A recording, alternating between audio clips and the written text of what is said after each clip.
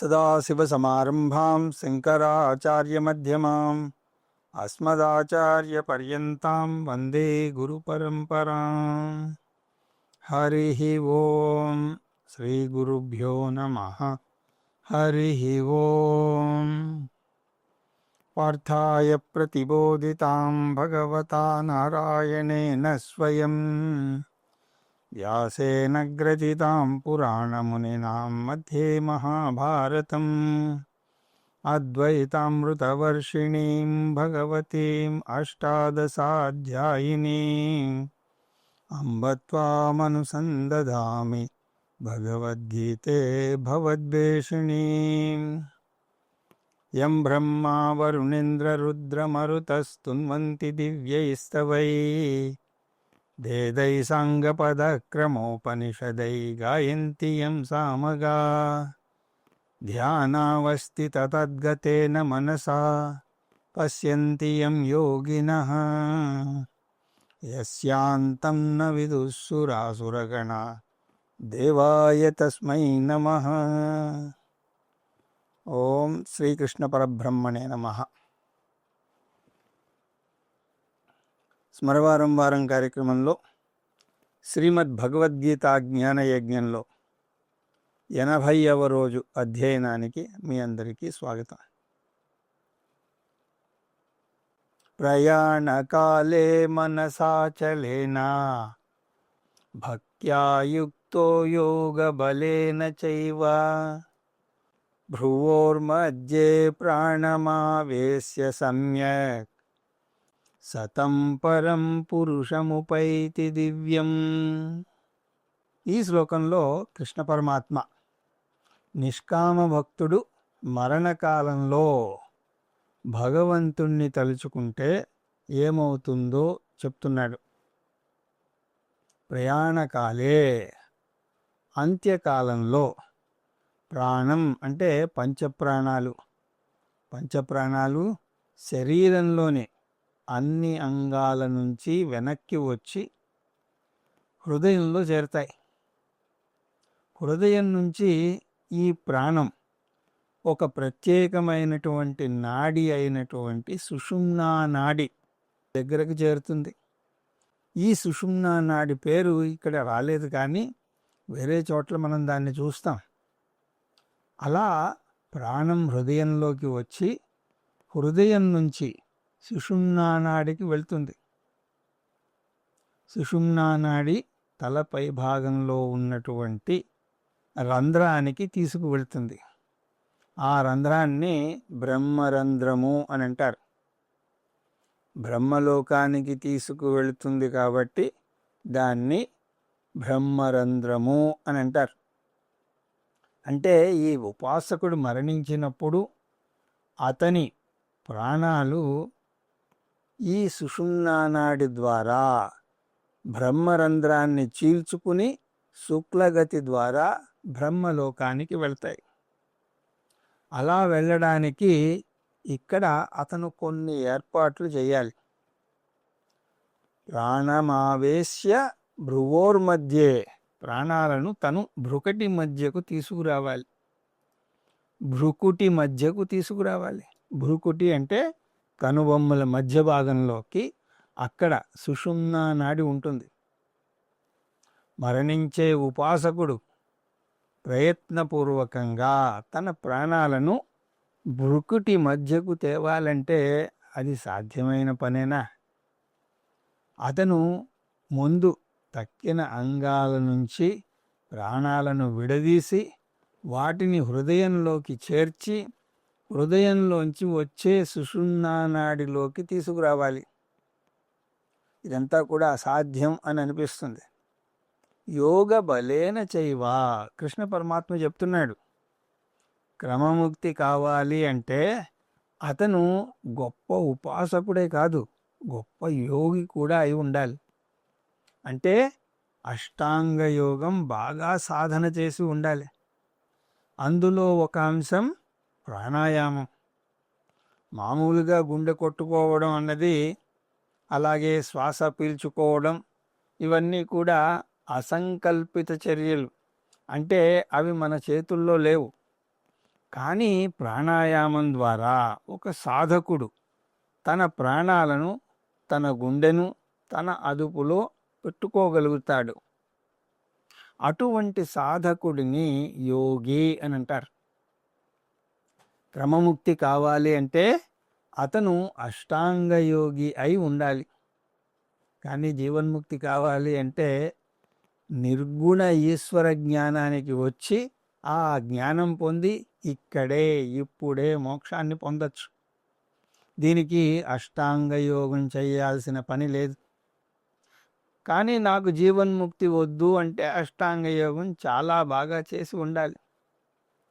యోగ బలం చేత తన ప్రాణాలను తన అదుపులో పెట్టుకోవాలి.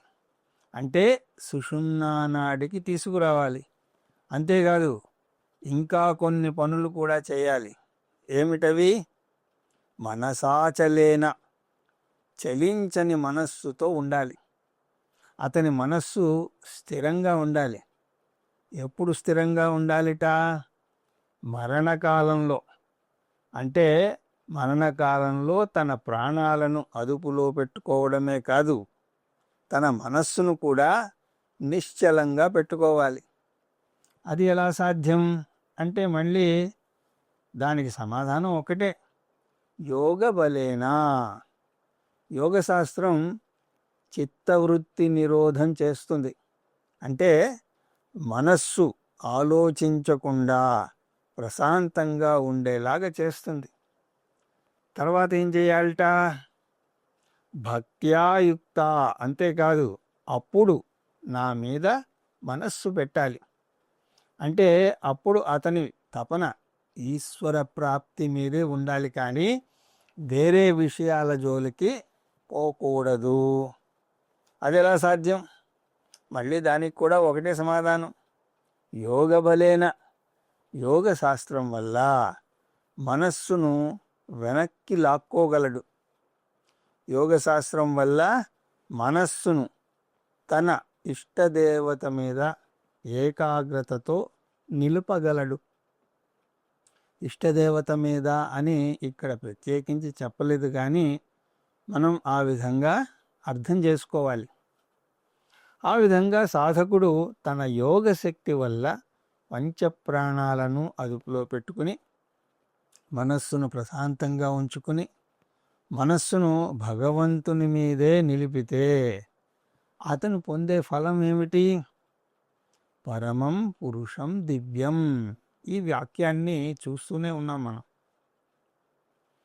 అందరి హృదయాల్లోనూ ఉండడమే కాకుండా సర్వవ్యాపకుడు అయినటువంటి భగవంతుణ్ణి, అలాగే దేశకాల వస్తు పరిచ్ఛేదం లేనటువంటి భగవంతుణ్ణి, అలాగే స్వయం ప్రకాశ చైతన్యాన్ని అతను పొందుతాడు. అంటే క్రమముక్తిని పొందుతాడు. ఇక్కడ కూడా మనం మధ్య దశలను కలుపుకోవాలి. క్రమముక్తిని వెంటనే పొందడు.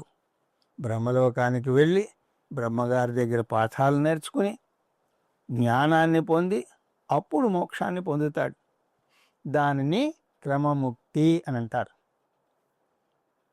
యదక్షరం వేద విదో వదంతి విసంతి యద్యతయో వీతరాగాః యదిచ్ఛంతో బ్రహ్మచర్యం చరంతి తత్తే పదం సంగ్రహేణ ప్రవక్ష్యే. యదక్షరం వేద విదో వదంతి. వేద విధులు అంటే వైదిక శాస్త్రంలో ఆరితేరినటువంటి వారు ఆ భగవంతుణ్ణి అక్షర బ్రహ్మ అని అంటారు. ఇంతకుముందు కూడా అక్షరం బ్రహ్మ పరమం అని చూసాం. అక్షరం అంటే నాశనము లేని పరబ్రహ్మ. ముండకోపనిషత్తులో బ్రహ్మ వర్ణన అక్షర బ్రహ్మ అని వస్తుంది. యయా తదక్షరం అధిగమ్యతే అని ముండకం అంటుంది. అక్షరం అంటే క్షరం కానిది, శాశ్వతమైన శాంతి భద్రతలను ఆనందాన్ని ఇచ్చే పరమాత్మ. యత్ యతః విసంతి. ఆ భగవంతుణ్ణి యతులు పొందుతారు. అక్షరాల యతః అన్న పదాన్ని తీసుకుంటే సన్యాసః అని వస్తుంది. సన్యాసి అంటే చిత్త ఏకాగ్రతతో తక్కినవేవి ఆలోచించకుండా ఆధ్యాత్మిక సాధన చేసేటువంటి వ్యక్తి. ఎవరైతే ఆధ్యాత్మికతకు ప్రాధాన్యతనిస్తారో వారే సన్యాసులు. సన్యాసి అంటే బాహ్యంగా సన్యాసిగా మారినటువంటి వ్యక్తి కాదు, ఆంతర సన్యాసం స్వీకరించినటువంటి వ్యక్తి. అంటే ఆధ్యాత్మిక చింతన మీదనే మనస్సును కేంద్రీకరించినటువంటి వ్యక్తి. అటువంటి వారు పరమాత్మను పొందుతారు. దానికి వారికి కావలసినటువంటి అధికారిత్వం ఏమిటి అంటే వీతరాగ, అనాత్మ విషయాల మీద ఆసక్తి రహితులై ఉండాలి. వారు తక్కిన అన్ని రకాల లక్ష్యాలను పొందడానికి ప్రయత్నించి భగవంతుడు తప్ప ఏదీ శాశ్వతం కాదు అని తెలుసుకుని వచ్చినటువంటి వారు. అంటే భగవంతుడొక్కడే పరాప్రకృతి, తక్కినవన్నీ కూడా అపరాప్రకృతి అని గ్రహించినటువంటి వారు. ఇక్కడ మనం కార్డుబోర్డు కుర్చీ ఉదాహరణ మర్చిపోకూడదు. కార్డుబోర్డు కుర్చీ అందంగా ఆకర్షణీయంగా చూడడానికి బాగానే ఉంటుంది, కానీ దాని మీద కూర్చోడానికి పనికిరాదు. అలాగే ప్రపంచాన్ని చూసి మనం ఆనందించాలి, దాన్ని అనుభవించాలి, కానీ దాని మీద మనం ఆధారపడకూడదు. ముఖ్యంగా మానసికంగా ఆధారపడకూడదు. శాంతి భద్రతలను అక్షరం బ్రహ్మ మాత్రమే ఇవ్వగలడు. ఇది తెలిసి వైరాగ్యాన్ని పెంచుకొని అక్షరం బ్రహ్మ వైపుకు తిరిగిన వారు యదిచ్ఛతో బ్రహ్మచర్యం చరంతి. ఈ లక్ష్యాన్ని కోరుకున్నవారు బ్రహ్మచర్య జీవితాన్ని ఆచరిస్తారు. ఇక్కడ బ్రహ్మచర్యం అంటే శాస్త్ర అధ్యయనము అని అర్థం. పూర్వం గురుకుల వాసంలో ఉండి విద్యను అభ్యసించే వారిని బ్రహ్మచారులు అనేవారు. శాస్త్రం ద్వారానే బ్రహ్మను తెలుసుకోగలరు. ఆ బ్రహ్మస్వరూపం ఏమిటి అంటే తత్తే పదం సంగ్రహేణ ప్రవక్షే. నేను నీకు ఆ ఈశ్వర స్వరూపం గురించి సంక్షిప్తంగా వివరిస్తాను. ఈశ్వర స్వరూపం వర్ణిస్తాను అని అన్నాడు. కానీ అది ఇక్కడ కాదు, తర్వాత అంటే 20-22 శ్లోకాల్లో చెప్తాడు. మనమన్నా మర్చిపోతామేమో, కానీ ఈ విషయాన్ని కృష్ణ పరమాత్మ మర్చిపోడు, తర్వాత చెప్తాడు. సర్వద్వారాణి సంయమ్య మనోహృది నిరుధ్య చ మూర్ధ్యాదాయాత్మన ప్రాణం ఆస్థితో యోగధారణ. భగవంతుడు పారమార్థిక స్థాయిలో నిర్గుణ బ్రహ్మ అని, నిర్గుణ బ్రహ్మను అర్థం చేసుకోవడం కష్టం కాబట్టి ఒక సగుణ రూపాన్ని శాస్త్రాలు ఇచ్చాయి అని మనం ఇంతకుముందు చూసాం. ఈ రూపాన్ని ఉపాసనా పరిభాషలో ఆలంబన అని అంటారు. ఆలంబనం అంటే నిరాకార వస్తువుని ఒక సాకార వస్తువు మీద ఊహించుకోవడం. ఈ ఆలంబన అన్నది 2 రకాలుగా ఉంటుంది. అవి ప్రతిమా ఆలంబన, ప్రతీక ఆలంబన. ప్రతిమా ఆలంబన అంటే భగవంతునికి ఒక ఆకారాన్ని ఇవ్వడం. రాముడు, కృష్ణుడు లాంటి ఆకారాలను ఇచ్చి వారిని ఒక ఆకారంలో కొలవడం. మేఘశ్యామం పీత కౌంతేయవాసం శ్రీవత్సాంకం కౌస్తుభోద్భాసితాంగం అంటూ. అంతేకాదు ఆ దేవుని 4 చేతుల్లో ఉన్న 4 వస్తువుల వర్ణన కూడా అందులో వస్తుంది. ప్రతీక ఆలంబన అంటే మనుష్య ఆకారం ఉండదు. ఒక శివలింగం, అగ్ని లేదా పసుపు వినాయకుడు. ప్రతీక ఆలంబనానికి ఇవి ఉదాహరణలు. పసుపు వినాయకుడిని చేసి అందులోకి ఆయనను ఆవాహన చేస్తాం. అస్మిన్ హరిద్రాబింబే సుముఖం మహాగణపతిం ఆవాహయామి స్థాపయామి పూజయామి అని అంటాం. ఆ విధంగా ఆ ప్రతీక ఆలంబనానికే షోడశోపచారాలు చేస్తాం. ఈ 2 రకాల ఆలంబనలలో ఏదైనా మనం తీసుకోవచ్చు. నాకు ప్రత్యేకించి ఇష్టదైవం ఎవ్వరూ లేరు అని అనుకుంటే ప్రతీక ఆలంబన తీసుకోవచ్చు. శాస్త్రం ఇచ్చే ప్రతీక ఆలంబన ఓంకారం.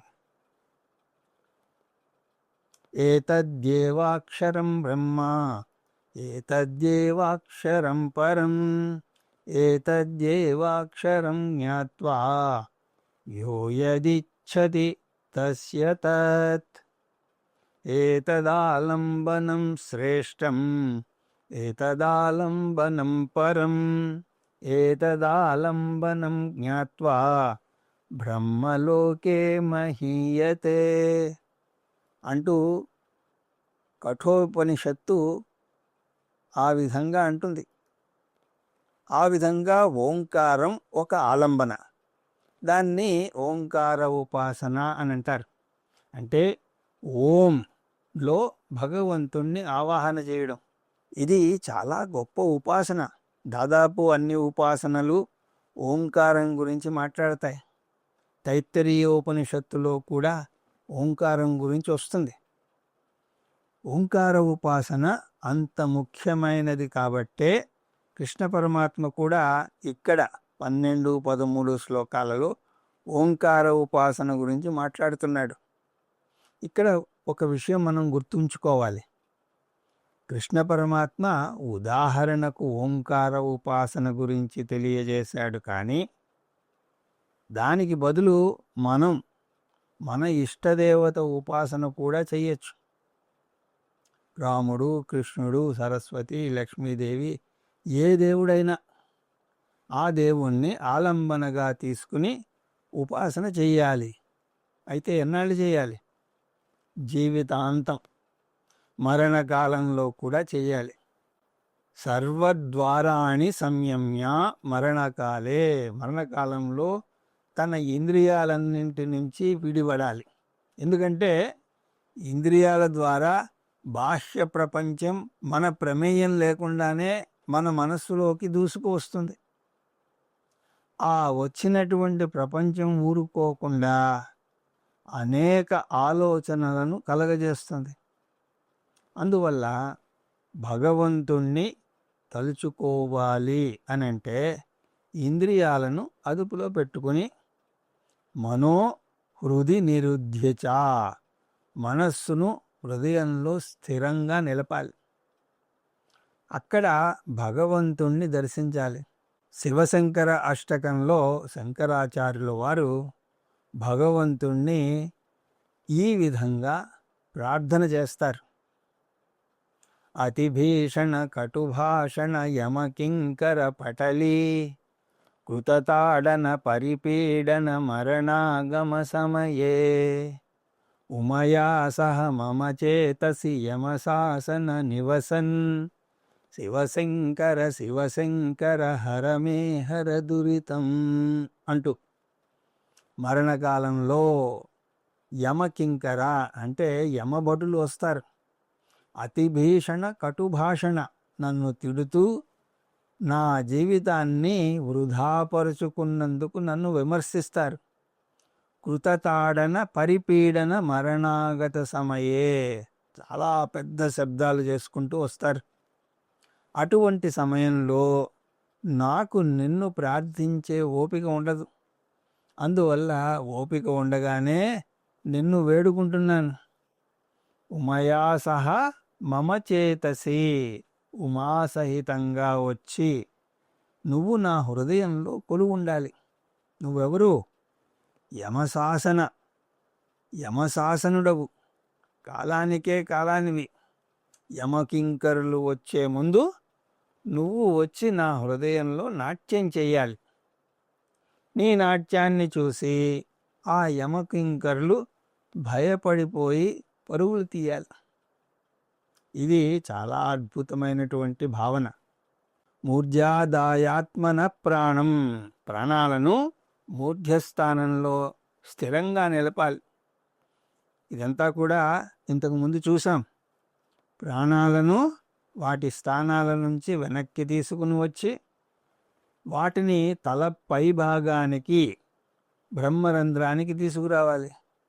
యోగధారణం ఆసిత, యోగ సాధన చెయ్యాలి. ధారణ అంటే ఏకాగ్రత చూపాలి. అది ఎలా సాధ్యం అంటే ముందు నుంచి సాధన చేస్తూ రావాలి.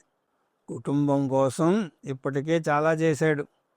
ఇప్పటికైనా సరే ఓంకార ఉపాసన చెయ్యాలి, యోగ సాధన చెయ్యాలి.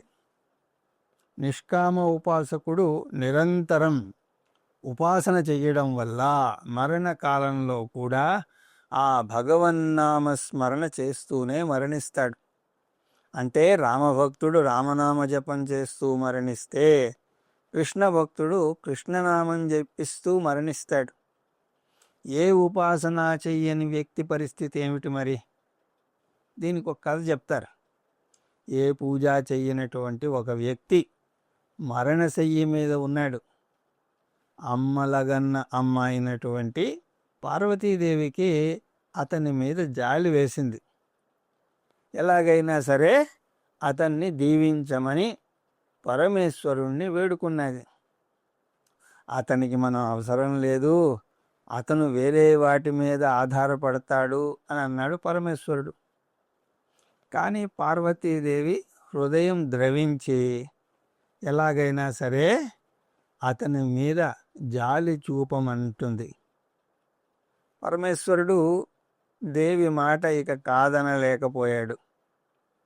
సరే, ఒక పని చేద్దాం, అతని మరణశయ్య దగ్గరకు ఇద్దరం వెళ్ళి నిల్చుందాం.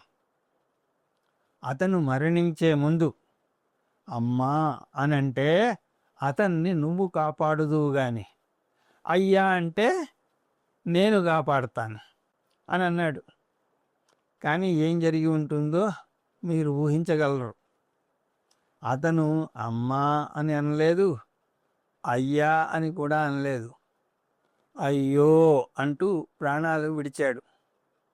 నేను చెప్పానా అన్నట్టుగా శివుడు ఆ పార్వతిని చూసి చిరునవ్వు నవ్వుతాడు. అది పరిస్థితి. భగవంతుడు చాలా దయాళుడు. దయాగుణం చూపించి మనల్ని ఆదుకోవడానికి సిద్ధంగా ఉన్నా కూడా అందుకోవడానికి మనమే సిద్ధంగా లేం. మనం ఎంతసేపు మన పరివారం మీదో మన ఆస్తిపాస్తుల మీదో ఆధారపడతాం. అలా కాకుండా రామ అనో కృష్ణ అనో అనగలిగేటట్టు ఉండాలి. ఇక్కడ కృష్ణ పరమాత్మ రాముడినో కృష్ణుడినో తీసుకోకుండా ఓంకారాన్ని తీసుకున్నాడు. ఓమిత్యేకాక్షరం బ్రహ్మ వ్యాహరన్ మామనుస్మరన్ యప్రయాతి త్యజన్ దేహం సయాతి పరమాంగతిం. ఓం ఇది వ్యవహారన్ అంటే ఓంకారాన్ని జపిస్తాడు. ఏకాక్షరం బ్రహ్మ, ఓంకారం ఏకాక్షరం, ఒకటే అక్షరం ఉంటుంది. ఈ ఏకాక్షరం అన్నది బ్రహ్మకు ప్రతీక. ఈ నిష్కామ ఉపాసకుడు మరణకాలంలో బ్రహ్మకు ప్రతీక అయినటువంటి ఓంకారాన్ని జపిస్తూ మాం అనుస్మరన్, నన్నే తలుచుకుంటూ ఉంటే, నన్ను అంటే భగవంతుణ్ణి తలుచుకుంటూ ఉంటే, యహ ప్రయాతి, అతను ప్రయాణం చేస్తాడు. దేవుని యొక్క సహాయంతో నిష్కామ ఉపాసకుడు శుక్లగతి ద్వారా వెళతాడని కృష్ణ పరమాత్మే తర్వాత చెప్తాడు. దేహం త్యజన్, స్థూల శరీరాన్ని ఇక్కడే వదిలేసి సయాతి పరమాం గతిం, బ్రహ్మలోకానికి వెళతాడు. అంటే అక్కడ బ్రహ్మగారి దగ్గర జ్ఞానం పొంది క్రమముక్తిని పొందుతాడు. అయితే మరణించినప్పుడు ప్రయాణం చేసేది ఏమిటి? దీన్ని కఠోపనిషత్తులో వివరంగా మనం చూస్తాం. వ్యక్తిలో 5 భాగాలుంటాయి. అవి స్థూల శరీరము, సూక్ష్మ శరీరము, కారణ శరీరం, ప్రతిబింబ చైతన్యము, బింబ చైతన్యము. ఒక వ్యక్తి మరణించినప్పుడు అతని స్థూల శరీరం రాలిపోతుంది, ఇక్కడే దహనం చేస్తారు. బింబ చైతన్యం సర్వవ్యాపకం కాబట్టి దానికి ప్రయాణం లేదు. ఇక మిగిలినవి మూడు: సూక్ష్మ శరీరం, కారణ శరీరం, ప్రతిబింబ చైతన్యం. ఈ మూడింటిని కలిపి జీవాత్మ అని అంటారు.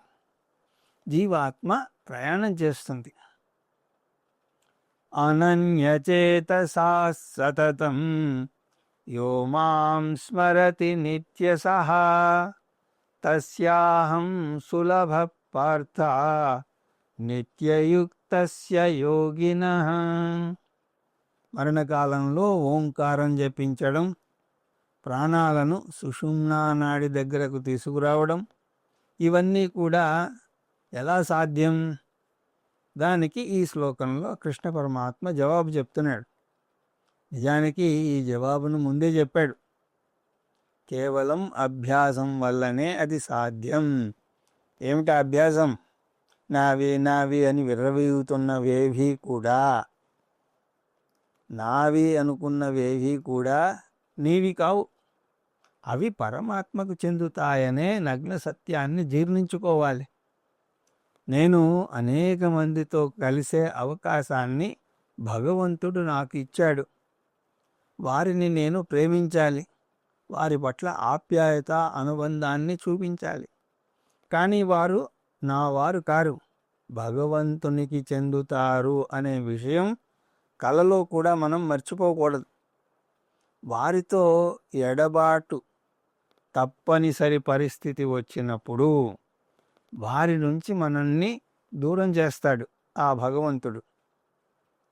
అయితే మనం లేకపోతే మన వాళ్ళు అనాథలైపోతారు, అవస్థలు పడిపోతారు అని మనం చాలా బెంగ పెట్టుకుంటూ ఉంటాం. కానీ శాస్త్రం ఒక్కటే చెప్తుంది, వారు బాగున్నారు అని అంటే అందులో మీ ప్రమేయం ఏమీ లేదు. మీరేమీ చెయ్యకుండానే వారు బాగున్నారు. మీరు లేకపోయినా సరే బాగానే ఉంటారు. అందువల్ల వారి గురించి బెంగ పెట్టుకోకండి అని అంటుంది శాస్త్రం. యోగక్షేమం వహామ్యహం. కృష్ణ పరమాత్మే హామీ పత్రాన్ని ఇచ్చాడు కదా, మీ యోగక్షేమాలను నేను చూసుకుంటాను అని. నా మీద భారం వెయ్యండి అని అన్నాడు. ఇంతకన్నా ఏం కావాలి మనకి? అలా భారం వెయ్యగలగడానికి చాలా సాధన కావాలి. యహమాం నిత్యసహా స్మరతి. ఒకవేళ ఎవరైనా నన్ను నిరంతరం తలుచుకుంటే, నన్ను అంటే వ్యక్తిగత దేవుణ్ణి కాదు, సర్వవ్యాపకమైనటువంటి భగవంతుణ్ణి తలుచుకుంటే, ఇక్కడ మనం అలా సముద్రం యొక్క ఉదాహరణ మనం తీసుకోవచ్చు. అలా సంబంధం సముద్రంతో శాశ్వతంగా ఉంటుంది. అలా సముద్రం నుంచే పుట్టి సముద్రంలోనే స్థితి పొంది మళ్ళీ సముద్రంలోనే లయమవుతుంది. అలాగా అల యొక్క జన్మ విషయం, ఈ జన్మ విషయం ఇది. అలా మళ్ళీ పునర్జన్మ ఎత్తితే ఎక్కడ పుట్టుతుంది? ఈ సముద్రం నుంచే. అందువల్ల సముద్రంతో అలకు అనుబంధం శాశ్వతం. అదే రెండు అలల మధ్య అనుబంధం తీసుకుంటే అది అశాశ్వతం. ఇదే సూత్రం మనకు వర్తిస్తుంది. మనం భగవంతుడి నుంచే పుట్టి ఆయన వలనే స్థితి పొంది ఆయనలోనే మనం లయమవుతాం. అది ఈ జన్మ విషయం. మనం మళ్ళీ పునర్జన్మ ఎత్తితే ఎక్కడ పుడతాం? ఆ భగవంతుని నుంచే. అందువల్ల భగవంతునితో మన అనుబంధం శాశ్వతమైనటువంటిది. అదే తోటి మానవులతో అనుబంధం అశాశ్వతం. మనుషులతో అనుబంధాన్ని ఆగంతుకము అని అంటారు. మన ప్రాథమిక అనుబంధం మనల్ని భక్తులుగా చేస్తే ఆగంతుక అనుబంధం మనల్ని భర్తగానో తండ్రిగానో సోదరునిగానో అనేక పాత్రలు ధరించేలాగా చేస్తుంది. ఈ పాత్రల్ని ధరించాలి, బాగా పోషించాలి కూడా.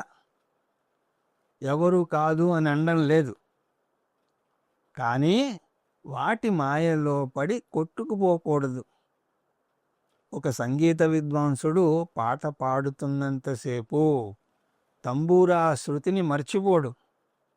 ఒకవేళ మర్చిపోతే అపశృతిని పలుకుతాడు. అనన్యచేత. అందువల్ల ఎవరైతే నిరంతరం మనస్సును నా మీదే నిలుపుతారో తస్య అటువంటి నిష్కామ ఉపాసకునికి పార్థ అహం సులభ, నన్ను గుర్తుపెట్టుకోవడం చాలా తేలిక. ఎలాగైతే ధనం మీద వ్యామోహం ఉన్న భక్తుడు ఎలా నిరంతరం రూపాయల నామస్మరణ చేస్తాడో, అలా భగవంతునిలో మనస్సు నిలిపినటువంటి ఉపాసకుడు నిరంతరం భగవన్నామస్మరణ చేస్తాడు. కానీ ఒక విషయం గుర్తుంచుకోండి, మీకు జీవితంలో ఏది విలువైనదైతే దాన్నే మీరు ఎప్పుడూ తలుచుకుంటూ ఉంటారు. నిత్యయుక్తస్య యోగినః. యోగినః అంటే సాధకుడు, ఇక్కడ ఉపాసకుడు నిత్యము నన్నే తలుచుకుంటాడు కాబట్టి అతనికి నేను తేలిగ్గా లభిస్తాను అని చెప్పి ఈ శ్లోకంతో 7వ ప్రశ్నకు జవాబు ముగించాడు కృష్ణ పరమాత్మ. 7వ ప్రశ్నలో 2 భాగాలు ఉన్నాయని చూసాం. ఒకటి, మరణకాలంలో దేవుణ్ణి తలుచుకోవడంలో ఏదైనా ప్రత్యేకత ఉందా, ఒకవేళ ఉంటే అదేమిటి అంటే, మరణకాలంలో దేవుణ్ణి తలుచుకోవడం వల్ల పరమం పురుషం దివ్యం పొందుతాడు. అంటే సర్వవ్యాపకుడైనటువంటి భగవంతుణ్ణి పొందుతాడు. అంటే మన హృదయంలో ఉండి సర్వవ్యాపకమైనటువంటి నిత్య చైతన్య స్వరూపాన్ని పొందుతాడు, క్రమముక్తిని పొందుతాడు. రెండవది, మరణకాలంలో భగవంతుణ్ణి ఎలా తలుచుకోగలడు? దానికి జవాబు ఏమిచ్చాడు? నిష్కామ భక్తుడు నిరంతరము భగవన్నామస్మరణ చేస్తూ ఉంటే మరణకాలంలో కూడా తలుచుకోగలడు. ఆ విధంగా 7వ ప్రశ్నకు జవాబు ముగిసింది. అంత్యకాల ఈశ్వర స్మరణ గురించి వివరంగా చెప్పాడు కృష్ణ పరమాత్మ. ఇప్పుడు అంటే 15వ శ్లోకం నుంచి 22వ శ్లోకం వరకు 2 రకాల లక్ష్యాల గురించి చెప్పబోతున్నాడు. వాటిని మనం తర్వాత తరగతుల్లో దర్శించే ప్రయత్నం చేద్దాం అని తెలియజేసుకుంటూ హరి ఓం తత్సత్.